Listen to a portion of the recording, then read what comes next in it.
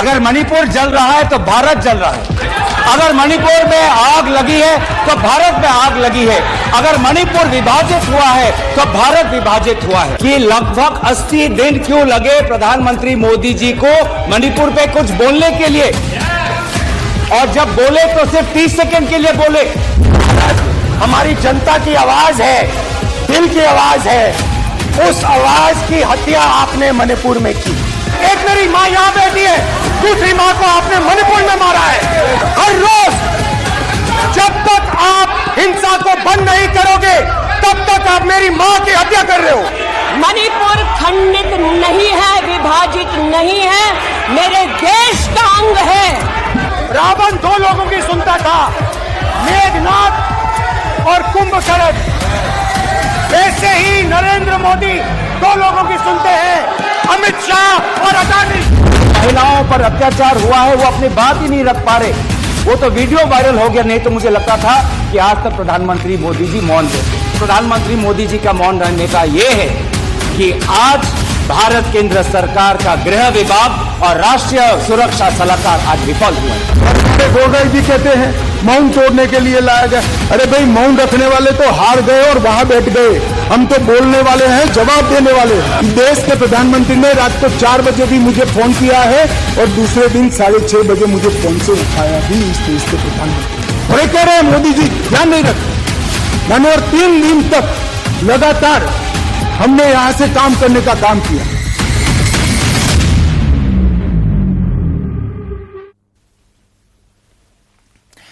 অনাস্থা প্ৰস্তাৱ বিতৰ্ক আৰু উত্তাল সদন আৰু আজি অনাস্থা প্ৰস্তাৱৰ তৃতীয় তথা অন্তিমটো দিন। ৰাহুল গান্ধী, স্মৃতি ইৰাণী আৰু অমিত শ্বাহে দ্বিতীয় দিনা সদন উত্তাল কৰাৰ পিছত আজি প্ৰধানমন্ত্ৰী মোদীয়ে উত্তৰ দিব অনাস্থা প্ৰস্তাৱৰ। মণিপুৰ কাণ্ডক লৈ বিৰোধীৰ প্ৰশ্নৰ উত্তৰ দিব প্ৰধানমন্ত্ৰী নৰেন্দ্ৰ মোদীয়ে। আজি বিয়লি 4 বজাত সদনত অনাস্থা প্ৰস্তাৱৰ উত্তৰ দিব প্ৰধানমন্ত্ৰী মোদীয়ে। আনহাতে প্ৰধানমন্ত্ৰীৰ ভাষণৰ পিছতে অনাস্থা প্ৰস্তাৱৰ ওপৰত হ'ব ভোট গ্ৰহণ। ইতিমধ্যে অৱধাৰিতভাৱে অনাস্থা প্ৰস্তাৱ খাৰিজ হ'ব, কিন্তু ইতিমধ্যে বিৰোধীয়ে কৈছে, কংগ্ৰেছে কৈছে যে আমি ভোটত জয়ী হ'বৰ বাবে নহয়, প্ৰধানমন্ত্ৰীৰ উত্তৰৰ বাবেহে অনাস্থা প্ৰস্তাৱ আনিছো। আৰু সেই অনাস্থা প্ৰস্তাৱ বিতৰ্কত আজি ভাগ ল'ব দেশৰ প্ৰধানমন্ত্ৰী নৰেন্দ্ৰ মোদীয়ে। উল্লেখযোগ্য যে মোদীৰ দ্বিতীয়টো কাৰ্যকালত এয়া দ্বিতীয়বাৰৰ বাবে অনাস্থা প্ৰস্তাৱৰ সন্মুখীন হৈছে প্ৰধানমন্ত্ৰী মোদী। প্ৰথমটো কাৰ্যকালত 2018 চনত অনাস্থা প্ৰস্তাৱত ভাগ লৈছিল মোদীয়ে, আৰু এইবাৰ মণিপুৰ কাণ্ডক লৈ তেওঁ পুনৰবাৰ অনাস্থা প্ৰস্তাৱৰ সন্মুখীন হ'ব। আজি বিয়লি 4 বজাত অনাস্থা প্ৰস্তাৱ বিতৰ্কত ভাষণ দিব মোদীয়ে। देखिए, पूरा देश जानता है कि मणिपुर के मुख्यमंत्री ने मणिपुर के 2 टुकड़े कर दिए हैं और उनके विफलताओं के कारण आज मणिपुर की महिलाओं पर बलात्कार हुआ है। मणिपुर के बच्चे आज रिलीफ कैंप में हैं और मणिपुर आज के समाज का एक बंटवारा हो चुका है। इसके पश्चात भी केंद्रीय गृह मंत्री अमित शाह जी ने मणिपुर के चीफ मिनिस्टर को क्लीन चिट दिया। सभी देशवासियों की मांग है कि मणिपुर के सीएम को बर्खास्त करो, लेकिन जैसे कि राहुल जी ने कहा कि जब अहंकार किसी व्यक्ति के अंदर समा जाती है तो वो अहंकार उस व्यक्ति को अंधा कर देती है, और इसीलिए आज ये अंधी सरकार, अहंकार और सत्ता से अंधी सरकार, उसको मणिपुर में महिलाओं की आंसू नहीं दिखते, मणिपुर में गांव में लगती हुई आग नहीं दिखती, मणिपुर में बच्चों के आंसू नहीं दिखते। तो इसीलिए इस अहंकार से भाजपा का विनाश होगा, देश आगे बढ़ेगा, इंडिया के साथ आगे बढ़ेगा। हम भारत को जोड़ेंगे, मणिपुर को जोड़ेंगे और इंडिया को जिताएंगे। উৰা বাতৰি আৰু ম্যানমাৰৰ কুকিৰ অনুপ্ৰৱেশৰ বাবে মণিপুৰ জ্বলিছে। লোকসভাত বিৰোধীক তুলাধুনা দি এই বিস্ফোৰক মন্তব্য কেন্দ্ৰীয় গৃহমন্ত্ৰী অমিত শ্বাহৰ। মণিপুৰ হিংসাৰ সবিশেষ তথ্য দাঙি ধৰি আলোচনাৰ বাবে সাজু বুলি উদাত্ত ভাষণ গৃহমন্ত্ৰীগৰাকীৰ। লগতে মণিপুৰক লৈ ৰাজনীতি নকৰিবলৈ আহ্বান জনাই কংগ্ৰেছক তীব্ৰ সমালোচনা অমিত শ্বাহৰ।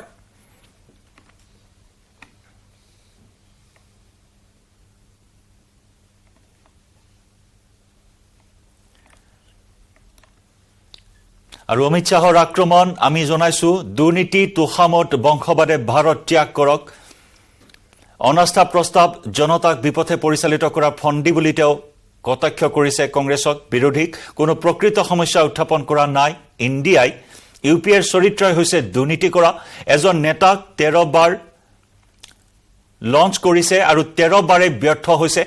UPA ভোটৰ বাবে কৃষকক ললিপপ দিছিল, হুৰিয়ত, জমিয়ত বা পাকিস্তানৰ সৈতে আলোচনা কৰা নাছিল। নেহৰুৰ ভুল নীতিৰ বাবে কাশ্মীৰত ধাৰা 370 প্ৰযোজ্য হৈছিল। UPAৰ আমোলত উত্তৰ পূবক অৱজ্ঞা কৰা হৈছিল। মণিপুৰৰ ঘটনা উৰা বাতৰি আৰু ম্যানমাৰৰ কুকি অনুপ্ৰৱেশৰ পৰিণতি বুলি সদনত ভাষণ বক্তব্য কেন্দ্ৰীয় গৃহমন্ত্ৰী অমিত শ্বাহৰ।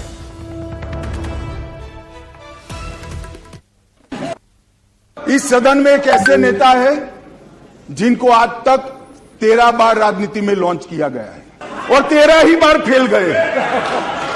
उनका एक लॉन्चिंग मैंने देखा है, उनका एक लॉन्चिंग यहां सदन में हुआ था।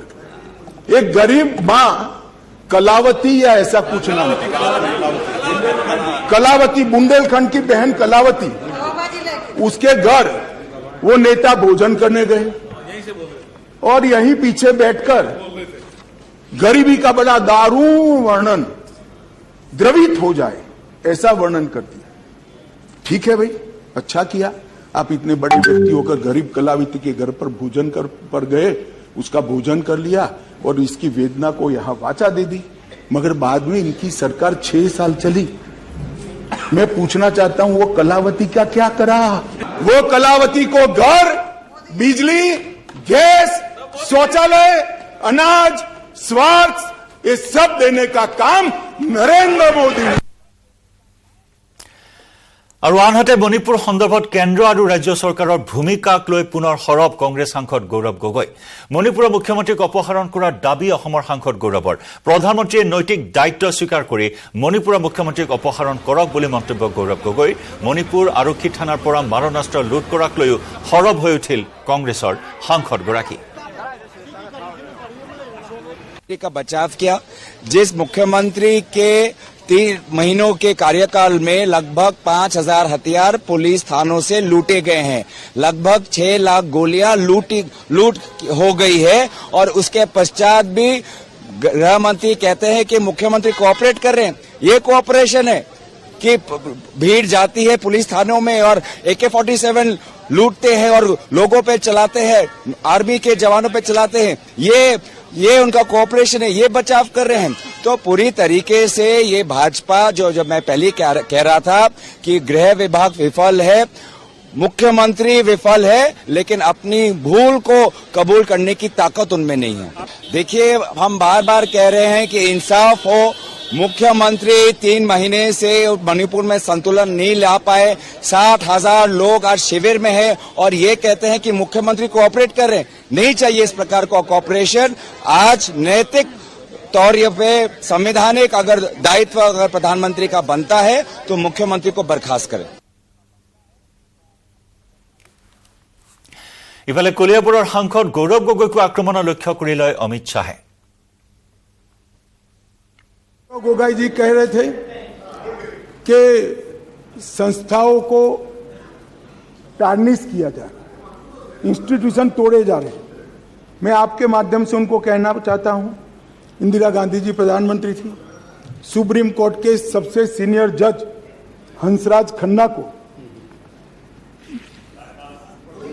नहीं, सुप्रीम कोर्ट के 4 जजों को बाईपास कर श्री हंसराज खन्ना को जज बनाया गया और बाद में अपने मुकदमे में स्टे लिया गया।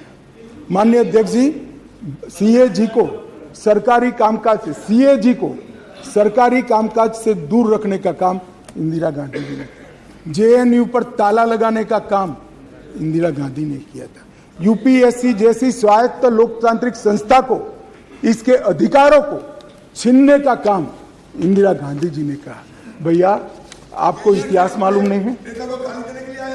सुप्रिया सुले जी ने कहा कि हमने सरकार गिरा दी।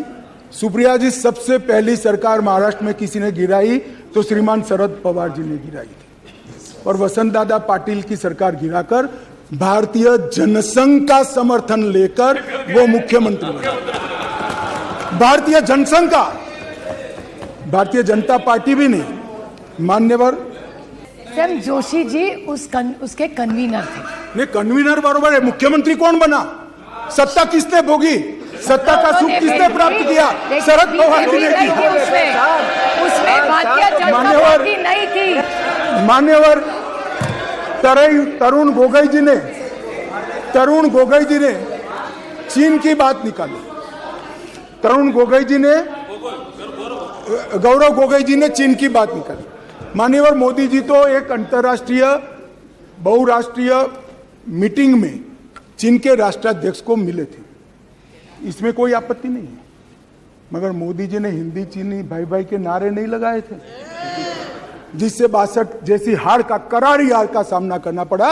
और श्री जवाहरलाल नेहरू जी तो इसी सदन में आकाशवाणी पर बोल गए थे बाय बाय आसाम। ये तो हमारे सेना के जवानों ने आसाम को बचाया मान्यवर, और चीन ने एक तरफा समाधान किया तब बचा।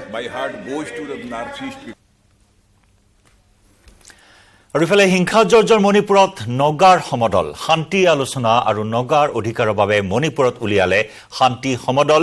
তামেংলং সেনাপতি আৰু উখৰুল চান্দেল আদি জিলা সদৰত সাব্যস্ত কৰে প্ৰতিবাদ। মণিপুৰৰ নগা জনজাতিসকলক প্ৰতিনিধিত্ব কৰা প্ৰধান নাগৰিক সংস্থা ইউনাইটেড নগা কাউন্সিলৰ নেতৃত্বত উলিওৱা হয় এই শান্তি সমদল।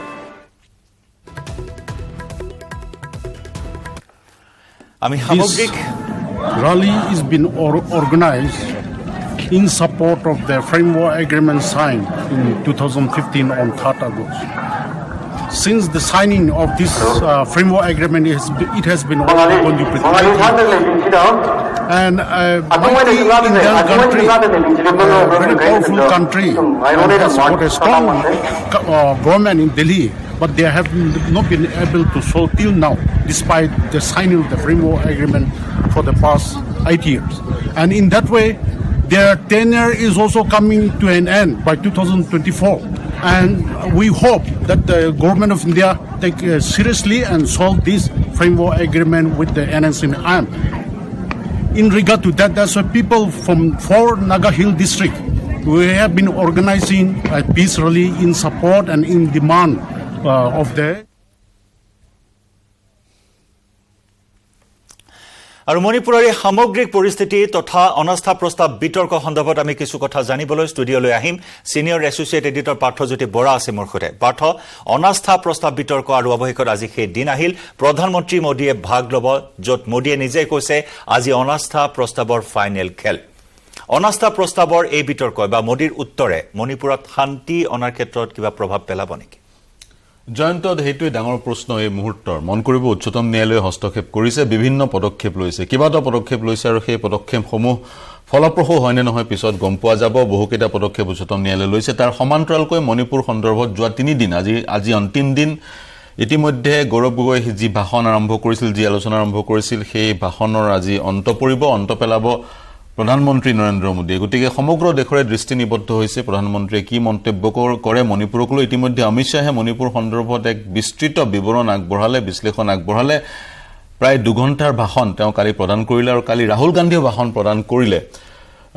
কিন্তু কথাটো হৈছে সেই যি মণিপুৰ সন্দৰ্ভত বিৰোধীয়ে দাবী কৰিছিল অনাস্থা প্ৰস্তাৱ আনাৰ আৰু মণিপুৰ সন্দৰ্ভত আলোচনাৰ এক অৱকাশৰ সৃষ্টি কৰাৰ, কিন্তু মণিপুৰ সন্দৰ্ভত যিমান আলোচনা হৈছে তাৰ সমান্তৰালকৈ বিশেষকৈ শাসক পক্ষই চৰকাৰে যোৱা কেইটা বছৰত, যোৱা 9টা বছৰত কি কৰিলে তাৰ খতিয়ানো দাঙি ধৰাৰ যি সুযোগ, সেই সুযোগ গ্ৰহণ কৰিছে। আৰু বিৰোধীয়েও বা ৰাহুল গান্ধীৰ ভাষণটোত যি ধৰণে আশা কৰা হৈছিলে মণিপুৰ সন্দৰ্ভত তেওঁ যুক্তিৰে বা তথ্যৰে সমগ্ৰ বিষয়টো আগবঢ়াই লৈ যাব, কিন্তু তাৰ পৰিৱৰ্তে তেওঁ যি ধৰণে মণিপুৰ সন্দৰ্ভত যুক্তি আৰু তৰ্কৰে বিষয়টো আগবঢ়াই লৈ যাব লাগিছিল সেই ধৰণে আগ নবঢ়ালে বুলি বিভিন্ন পেপাৰৰ ৰাষ্ট্ৰীয় সংবাদ মাধ্যমৰ এডিটৰিয়েলটো প্ৰকাশ পাইছে। আৰু বিৰোধীয়ে সুবৰ্ণ সুযোগ হেৰুৱালে বুলি কোৱা হয়, বিভিন্নজনে ক'ব বিচাৰিছে। কিন্তু মই পুনৰ কৈছোঁ 2018 চনতো নিৰ্বাচনৰ এবছৰ 2018 চনতো এনেধৰণৰ অনাস্থা প্ৰস্তাৱৰ সন্মুখীন হৈছিল মোদী। নিৰ্বাচনৰ এবছৰৰ আগতে সেই অনাস্থা প্ৰস্তাৱে কিন্তু বিজেপিক বা এনডিএকহে ৰাজনৈতিকভাৱে বা নিৰ্বাচনী ইলেক্টৰেলি সহায় কৰিছিল। গতিকে এইবাৰো এই যোৱা 3 দিন ধৰি যি আলোচনা হ'ল, যি আলোচনাটো যি এক নেৰেটিভৰ সৃষ্টি হ'ল, সেই নেৰেটিভে অনাগত 2024 চনৰ নিৰ্বাচনত কি প্ৰভাৱ পেলাব সেই লক্ষণীয় হ'ব। কিন্তু মণিপুৰ সন্দৰ্ভত সম্পূৰ্ণৰূপে 100%ই মণিপুৰ সন্দৰ্ভত আলোচনা কৰিবৰ কাৰণে যি বিৰোধী অনাস্থা প্ৰস্তাৱ আনিছিল কিন্তু মণিপুৰৰ লগতে অন্য বিভিন্ন চৰ্চা মণিপুৰো আলোচনা হৈছে নোহোৱা নহয় অন্য বিভিন্ন চৰ্চা এই অনাস্থা প্ৰস্তাৱত কৰা হ'ল কেৱল মণিপুৰে যদি স্থান পালে হয় তেতিয়া সাগৈ মণিপুৰত কিছু প্ৰভাৱ পৰিল হয় অনাস্থা প্ৰস্তাৱে কিন্তু মণিপুৰৰ লগতে বিভিন্ন বিষয়ে এই অনাস্থা প্ৰস্তাৱত স্থান পাইছে জয়ন্ত নিশ্চয় গতিকে অপেক্ষা কৰিছে এতিয়া সকলোৱে প্ৰধানমন্ত্ৰীৰ উত্তৰলৈ প্ৰধানমন্ত্ৰীৰ উত্তৰত কি কথা স্থান পায় বিগত বিগত 9টা বছৰত উত্তৰ পূৰ্বাঞ্চলৰ বাবে মোদী চৰকাৰে কি কৰিলে সেই দিশসমূহে স্থান পাব নেকি ইত্যাদি বিভিন্ন জল্পনা কল্পনা এই মুহূৰ্তত আৰম্ভ হৈছে আৰু প্ৰধানমন্ত্ৰী মোদীৰ অনাস্থা প্ৰস্তাৱৰ এই উত্তৰে মণিপুৰত শান্তি প্ৰতিষ্ঠা কৰিব পাৰিবনে সেয়া এটা ডাঙৰ প্ৰশ্ন ধন্যবাদ পাৰ্থ আমি খবৰৰ ধাৰা অব্যাহত ৰাখিম লৈছো আনিটি বাণিজ্যিক বিৰতি সাধাৰণ ষ্টীল